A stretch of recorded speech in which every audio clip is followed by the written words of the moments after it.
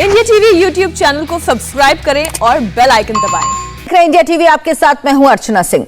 चीन को लेकर एक नई खबर चर्चा में, वर्ल्ड मीडिया की इसके बारे में पता कर रही है। चीन के अंदर से कुछ तस्वीरें हम निकाल पाए हैं जो बता रही हैं चीन के नए नए शहरों में सन्नाटा पसरा हुआ है। चीन के अंदर नई बीमारी का अटैक हुआ है जो दुनिया के लिए डेंजर अलार्म है। चीन के अंदर से आई एक्सक्लूसिव तस्वीरें जो कुछ बता रही हैं उसको बड़े ध्यान से समझिए।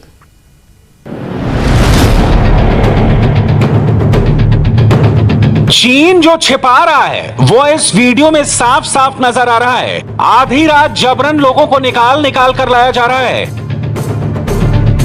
रात के 3 बजे टेस्टिंग सेंटर पर यह डरी हुई भीड़ बता रही है कि हालात कितने पैनिक हैं। जब तक हर किसी की रिपोर्ट नहीं आ जाती, किसी को भी वापस जाने की परमिशन नहीं है। चप्पे चप्पे पर पुलिस मौजूद है। ना किसी को शहर छोड़ने का आदेश है, ना कोई यहां पर बाहर से आ सकता है। बीजिंग जिले का यह इलाका नया वुहान बन गया है क्योंकि यहां पर नया वायरस आउटब्रेक हुआ है। कोरोना से अभी तक दुनिया जूझ रही है और अब चीन में पहली बार इंसान में बर्ड फ्लू का H10N3 वायरस मिला है। चीन में बर्ड फ्लू के कई वेरिएंट हैं। मुर्गी पालन का काम करने वालों में कुछ वेरिएंट मिले थे। हालांकि आज तक किसी इंसान में H10N3 वायरस नहीं मिला है, लेकिन चीन में बर्ड फ्लू का यह वायरस अब इंसान के अंदर पहुंच चुका है। चीन ने इस खबर को दबाने की भरपूर कोशिश की। वुहान का कोरोना वायरस आज भी वैज्ञानिकों के लिए किसी पहेली से कम नहीं है और अब चीन के इस नए वायरस ने दुनिया को फिर से डरा दिया है। जब इंटरनेशनल प्रेशर बना तो आनन फानन में चीन की सरकारी मीडिया में इस न्यूज को मजबूरी में दिखाना पड़ा। हालांकि इसकी स्क्रिप्ट भी चीन की कम्युनिस्ट पार्टी ने तय की थी। जियांगसू प्रांत में इस शख्स में बर्ड फ्लू का H10N3 स्ट्रेन मिला है। मरीज जेनजियांग में रहता है। 28 अप्रैल को इसकी तबीयत बहुत खराब हो गई थी। जियांगसू प्रांत में इस मरीज के आसपास के सारे लोगों की टेस्टिंग की गई है। सब पर मेडिकल टीम की नजर बनी हुई है, लेकिन किसी में कोई लक्षण नहीं पाए गए हैं। चीन के हेल्थ डिपार्टमेंट ने संक्रमित व्यक्ति के बारे में कुछ भी जानकारी देने से मना कर दिया। चीन की सरकारी मीडिया वही कहती है जो ऊपर से ऑर्डर आता है। ऐसे में सच क्या है? नए वायरस का कितना खतरा है? क्या यह वायरस नोवल है? इसने पूरी दुनिया की चिंता बढ़ा दी है क्योंकि किसी को पता नहीं कि H10N3 स्ट्रेन इंसान के अंदर कैसे आया। साल 2016-17 में चीन में बर्ड फ्लू के H7N9 स्ट्रेन ने 300 लोगों की जान ली थी। 1997 में H5N1 वायरस से दुनिया भर में 455 लोगों की मौत हुई थी और अब H10N3 वायरस ने दस्तक दी है। चीन जो दिखाता है और जो उसके अंदर हो रहा होता है उसमें जमीन आसमान का फर्क होता है। एक तरफ चीन कहता है कि उसने कोरोना वायरस पर पूरी तरह से कंट्रोल पा लिया है। चीन की जिनपिंग सरकार के मुताबिक वहां पर अब तक सिर्फ 91,170 केस ही मिले हैं और 4,636 लोगों की मौत हुई है। लेकिन सच यह है कि चीन में सबसे ज्यादा आबादी वाले प्रांत गुआंगडोंग में कोरोना आउट ऑफ कंट्रोल हो गया है। पूरे प्रांत में सख्त लॉकडाउन लगा दिया गया है। गुआंगडोंग की राजधानी गुआंगझो की सारी फ्लाइट्स रद्द कर दी गई हैं। इस शहर की आबादी 1.5 करोड़ से ज्यादा है।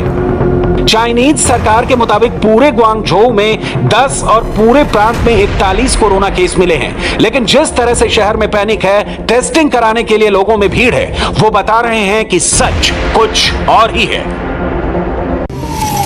चीन के दावे और उसकी कोरोना वैक्सीन दोनों पर ही सवाल उठाए जा रहे हैं। हाल ही में जो कुछ बहरीन देश में हुआ उसके बाद चाइनीज वैक्सीन फिर से शक के घेरों में आ गई है।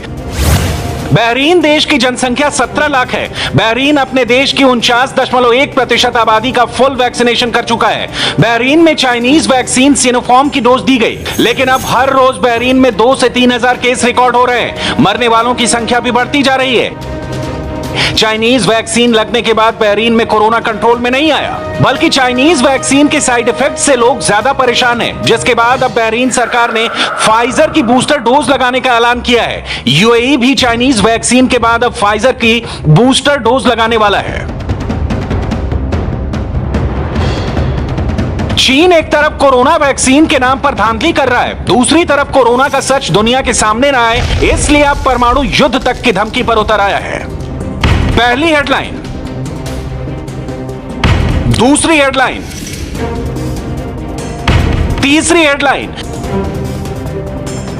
चौथी हेडलाइन, दुनिया के कोने कोने में अमेरिका, चीन और न्यूक्लियर वॉर की हेडलाइन है। कोरोना वायरस का विवाद अब परमाणु युद्ध तक जा पहुंचा है। चीन के सरकारी अखबार ग्लोबल टाइम्स ने अमेरिका को सीधे सीधे न्यूक्लियर जंग तक की धमकी दे डाली है।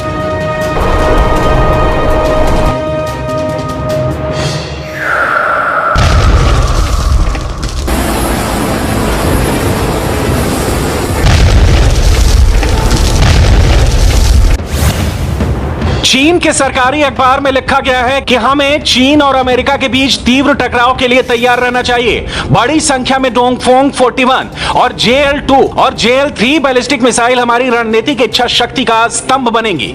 चीन के परमाणु हथियारों की संख्या उस मात्रा तक पहुंचनी चाहिए जो अमेरिका को चीन के साथ सैन्य टकराव में शामिल होने के नाम से कांपने को मजबूर कर दे। जब से अमेरिकी राष्ट्रपति जो बाइडेन ने कोरोना वायरस की जांच के लिए 90 दिन की डेडलाइन दी है, तब से चीन कुछ ज्यादा ही बौखला गया है।